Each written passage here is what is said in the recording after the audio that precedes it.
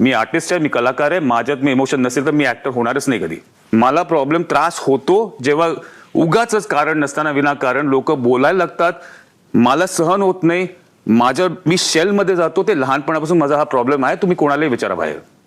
बोला रुचिता.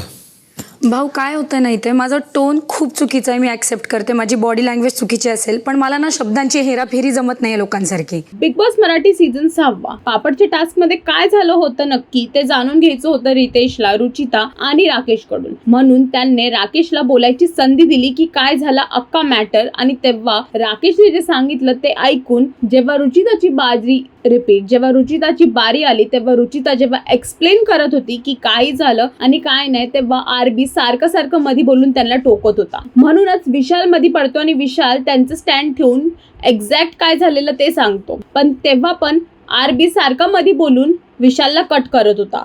राकेश कट करत होता म्हणून विशालचा पण आवाज वाढला, राकेशचा पण आवाज वाढला आणि त्या दोघांमध्ये वाद झाले रितेशच्या समोर. रितेशला हे पटलं नाही म्हणून रितेश खूप जोरात ओरडून दोघांवरती चिडून दोघांना चुप्प केलं, कारण की दोघेही एकमेकांचं ऐकत नव्हते आणि वाद करत होते रितेशच्या समोर भाऊच्या धक्क्यावरती. हेच पाहून रितेशला खूप चीड आली आणि रितेशने आपला पॉइंट ठेवून दोघांना समजवलं. आता बघायचं आहे की हे जे एक रिस्पेक्टेड माणूस समोर उभा असताना दोघांनी बिहेवियर केलं आहे त्याचा ह्या लोकांना काय पनिशमेंट भेटेल, नाही तर ह्याचा निर्णय काय निघेल हे बघण्यासाठी बिग बॉस मराठी भाऊचा धक्का जरूर पहा आणि टेलीचक्कर रिजनल्सला सबस्क्राईब आणि फॉलो करा.